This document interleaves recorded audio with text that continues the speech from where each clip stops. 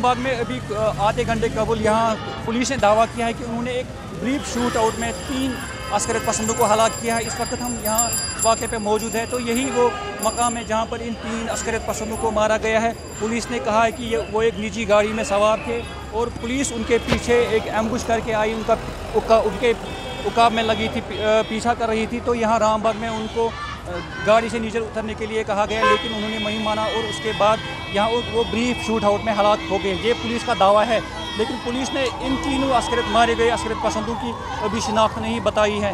यहाँ इलाके में इस वक्त जो है हालात तशवीश है, काफ़ी लोग जमा हो गए हैं, यहाँ दुकानें जो है बंद हो गई। ताहम ये जो निजी आमद रफ्त है वो यहाँ चल रही है और अभी इस वक्त यहाँ पुलिस और CRP है वो पहुँच गई कि हालात को कई हालात मुंतशिर न हो जाए। मीर फरहत, ATV भारत, रामबाग, श्रीनगर।